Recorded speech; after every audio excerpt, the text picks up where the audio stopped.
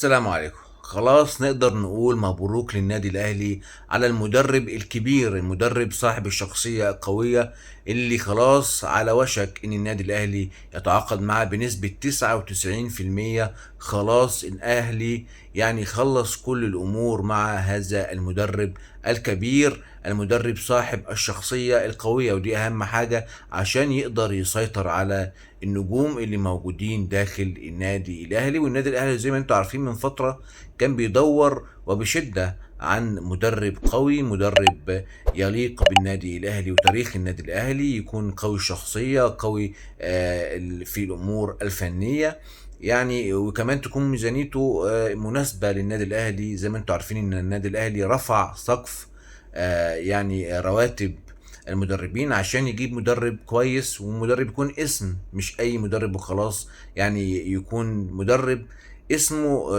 متعود عليه النادي الاهلي وسمعه قبل كده جمهور النادي الاهلي، ما يكونش لسه جاي يعمل مشروع جديد مع الفريق ولا الكلام ده. لا، احنا عايزين مدرب يكون جاهز، وهو ده فعلا اللي كان شغال عليه النادي الاهلي الفترة اللي فاتت. وشفنا ان كذا مدرب رفض، واللي قال لك لا الامور مش مناسبة معايا في افريقيا، واللي اعتذر، واللي قال لك لا انا عايز مرتبات عالية جدا كانت تفوق سقف رواتب المدربين للنادي الاهلي. ولكن اخيرا الحمد لله النادي الاهلي لقي المدرب اللي فعلا مناسب من كل الجوانب.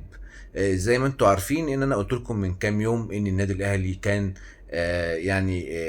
عمل زوم مع المدرب البرتغالي صاحب 49 عام برونو لاج مدرب كبير طبعا، كان مدرب بنفيكا، وبعد كده درب وولفرهامبتون، وبعد كده رجع يدرب بنفيكا تاني، وأقيل لسه ما كملش 5 أيام من بنفيكا عشان النتائج بتاعته في الدوري. واللي مسك وراه على طول مورينو، يعني مورينو مسك وراه على طول برونو لاج، اللي ان شاء الله خلاص يعني ممكن تشوفوه في مباراة القمة قاعد في المدرجات بيتفرج على هذه المباراة والديربي القوي جدا اللي هيكون يعني بمثابة طوق النجاة للنادي الأهلي. ولو النادي الأهلي كسب المباراة دي فعلا الجمهور واللعيبة هيتشال من عليهم ضغط كبير جدا، وهينسوا كل حاجة حصلت من بداية الموسم، وهيفتحوا صفحة جديدة مع المدرب الجديد. طب ايه التفاصيل وايه اللي حصل وايه اللي خلاني متاكد بنسبه 99% ان المدرب ده خلاص موجود في النادي الاهلي؟ اللي حصل زي ما قلت لكم ان النادي الاهلي كان اوريدي دخل في مفاوضات مع الشركه التسويقيه للمدرب. كان اسامه هلال ولجنه التخطيط دخلوا واتكلموا من خلال الزوم عن الامور الماديه والامور الماليه وامور كتيره جدا، والشركه التسويقيه قالت خلاص هنتكلم مع المدرب برونو لاج. وبعد كده اتكلموا معاه وقالوا خلاص هو هيرجع يكلمكم تاني ويتفاوض معاكم من خلال الزوم الساعة 9:30 بالليل أول امبارح. وبعد كده اعتذر عن هذا الاجتماع، فسألوا شركة التسويق ليه اعتذر برونو لاج، قال إن هو خايف من الأمور اللي بتحصل داخل النادي الأهلي من أمور انتخابية. قلنا له يا جماعة ما تقلقش، الخطيب كده كده هيرجع تاني والأمور مستقرة والكلام ده كله. فهو كان متخوف من موضوع الانتخابات داخل النادي الاهلي، وكمان كان خايف من موضوع الاقالات، كل شويه يقال مدرب داخل النادي الاهلي. فالامور دي كانت مقلقاه جدا، ولكن بشكل مفاجئ الامور رجعت اقوى، والمفاوضات رجعت جديه جدا امبارح، واتكلموا وتقريبا خلصوا كل حاجه. طيب ايه اللي غير رأي المدرب وخلى الشركة تتواصل مع النادي الاهلي ويتكلموا بجدية في الامور النهائية للعقد؟ ان المدرب اسرته ضغطوا عليه وقالوا ايه المشكلة لو احنا نخوض هذه التجربة في مصر؟ مصر بلد جميلة وي وي وي، وعايزين ان احنا متحمسين ان احنا نخوض هذه التجربة. وبالتالي المدرب رجع في رأيه، او قال خلاص هكمل المفاوضات وليه لا، واقتنع ب رأي أسرته إن هو ليه لأ يخوض هذه التجربة مع النادي الأهلي. وبالتالي رجعت المفاوضات أقوى مع الشركة التسويقية، وكان هو طالب 3750 في الموسم دولار. فالامور رجعت ل 3.5. فقال النادي الاهلي قال طب هديك 3.5، بس لما خدناش الدوري او بطولة افريقيا هترجع لي 3 مليون دولار. فقال له، فهو رفض، فقال خلاص مفيش مشكلة ان هو ياخد 3.5 مليون دولار، وكمان هيدوله مكافآت لو خد اي بطولة.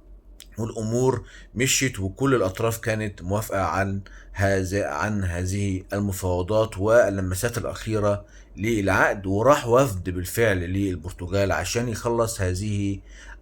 يخلص توقيع المدرب برونو لاج. والشركه قالت ان في خلال يومين لازم تخلصوا معاه، لان هو قدامه 48 ساعه. بعد 48 ساعه هاي خلاص هيقتنع ان الامور كلها مفاوضات بس ومفيش اي حاجه جديه، وهيتجه الى العروض الاخرى المقدمه ليه. فخلال 48 ساعه ان شاء الله النادي الاهلي ارسل وفد الى البرتغال عشان ينهي هذه الصفقه وينهي التعاقد مع برونو لاج، يعني صاحب التاريخ الكبير جدا. والاهم من كده ان هو صاحب الشخصية القوية جدا، وده اللي النادي الأهلي محتاجه وجمهور النادي الأهلي محتاجه، عشان انتوا شايفين المشاكل اللي ما بين اللعيبة. فالمدرب ده عنده شخصية قوية جدا، قوية جدا جدا جدا يعني. وكمان عنده أمور فنية عالية، يعني راجل تاريخ. كان بيدرب بنفيكا، درب بنفيكا وبعد كده راح الدوري الإنجليزي درب ولفرهامبتون، وبعد كده رجع درب بنفيكا تاني، ولسه مقال ما بقالوش اسبوع بس. واللي مسك مكانه هو مورينيو. فيعني هو مدرب كبير جدا ويليق بالنادي الاهلي. ما اعتقدش ان جاء اسم قبل كده بالتاريخ ده اللي درب يعني فرق قوية زي كده داخل النادي الاهلي. وكان يعني ما كانش فيه، ما اعتقدش ان كان في مدرب بيدرب الفرق القوية دي وعنده هذا السجل التاريخي الكبير. كان موجود في النادي الاهلي قبل كده. وزي ما قلت لكم ان الشخصيه اهم حاجه، واحتمال كبير جدا جدا جدا تلاقوه موجود في مدرجات بيتفرج على النادي الاهلي وهو بيلعب في مباراه الديربي امام نادي الزمالك. نتمنى طبعا انهاء هذه الصفقه وهذا التعاقد مع هذا المدرب الكبير جدا. وهنشوف بقى ايه اللي هيحصل خلال ال 48 ساعه القادمين. ان شاء الله كل الخير للنادي الاهلي، ويا رب ويا رب نشوف المدرب موجود في مدرجات النادي الاهلي بيتفرج على مباراة القمة. خلينا نشوف ايه اللي هيحصل خلال ال 48 ساعة اللي جايين، واشوفكم الفيديو القادم، والسلام عليكم ورحمة الله.